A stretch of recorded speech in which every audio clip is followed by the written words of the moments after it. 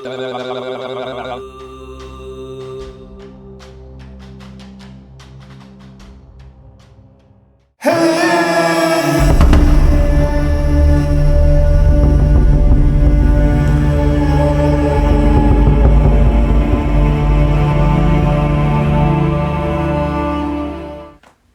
welcome to the Red Path Portal. I'm Trevor, and I'd like to welcome Rob Sleep.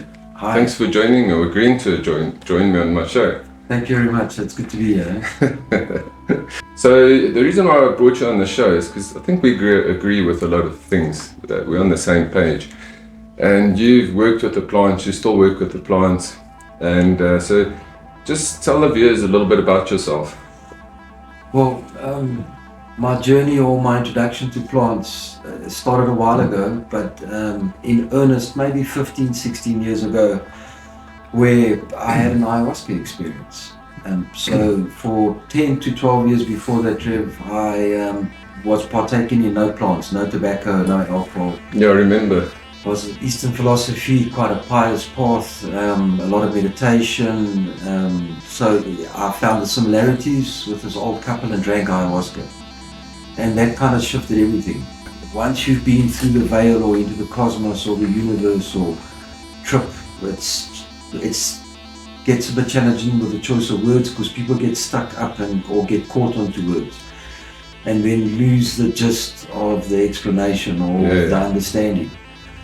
So ayahuasca is a very personal journey, and I also believe in sharing the experience. You give part of the experience away, because spirit or the cosmos or the universe or the spirit of the plant is transmuting to you directly. So it's a private message that will benefit your life, that will help you to like basically get out of the head. It's technically what ayahuasca is doing, and opening up the heart. So because that's the problem with everyone, we're all stuck in our thoughts in our head.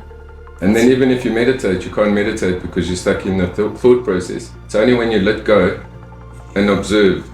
Exactly, and like a question that came to me is, are my thoughts even mine? Where do my thoughts come from? Because if life is a program, and we've been programmed, and we can look at many aspects of life where we can see the reality of the program played out. So we know it's there, and they always say a conspiracy is a conspiracy until it's not a conspiracy. Exactly. So the reality is that we don't know what reality is. Science is catching up.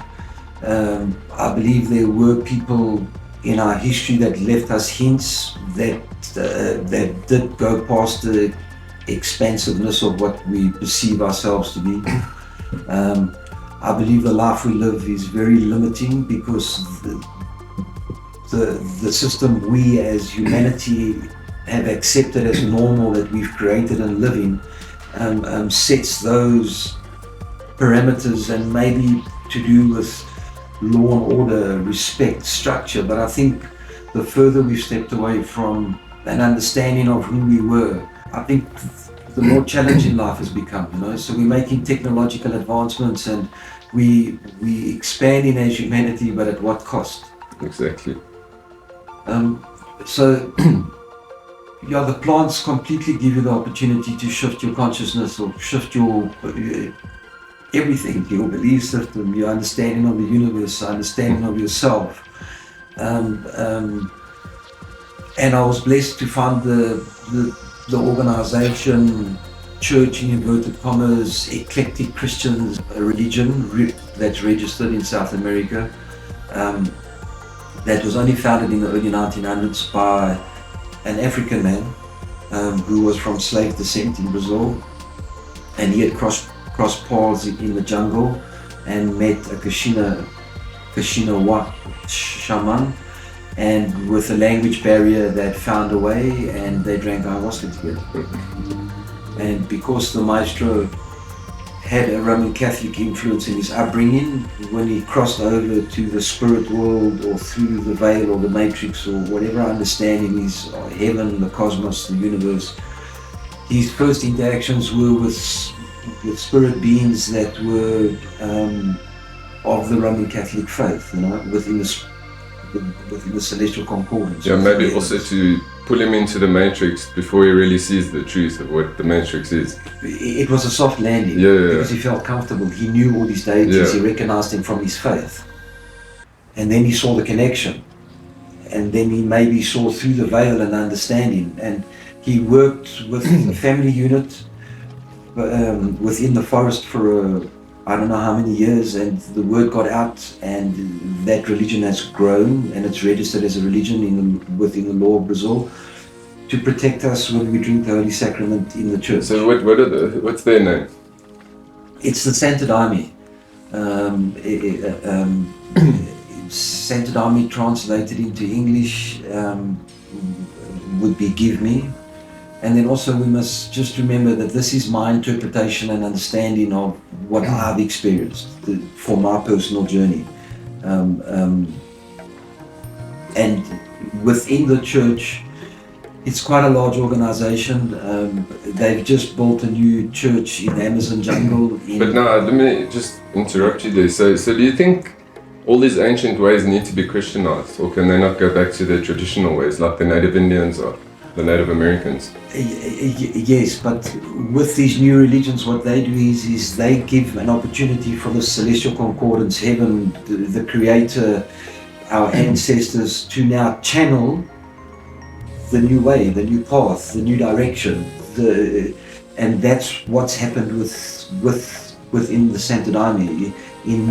From my opinion, as being a Western member and not really understanding the language, it's a path of the heart, and all our teachers do is guide us and show us the way. When we've reached that point that we believe we've needed to reach, then their help and assistance is no longer there, because all they're doing is they're teaching us a language that we don't yet understand. That's on the other side of the veil. Once we understand the language, they've served their purpose. That's why there's old sayings that go that when the student's ready, the master will appear.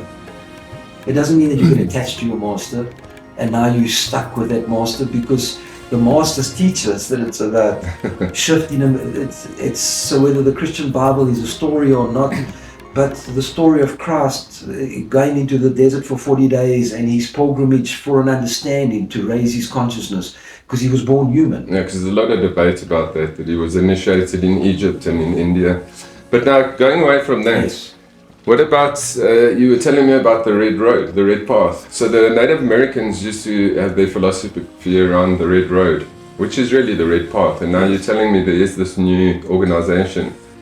Well, it's like, once again, my understanding of the complete alliance is just like limited from my little window into it. Our chief was born Mexican. There's tales and fables of him arriving in this world, which he's done, and his reality on the world would be to connect the Condor and the eagle, so the northern and the southern traditions onto one sacred altar. Like they were connected in ancient times. Correct. The tribes were always like moving, they were following the seasons. The narrative has always said that they weren't, and that they were isolated and they didn't have these connections. And they could not survive unless they were nomadic. If you go to any First Nation, Aboriginal nation, Indigenous nation, in the beginning of their times they were all nomadic because they understood that they needed to follow the season for the source of food. And we hadn't even invented like agriculture. We all think of vegetables and fruit, but we don't understand that those have all been manipulated by us. Almost none of the fruits and vegetables we eat today are in their original state that we found them as human beings.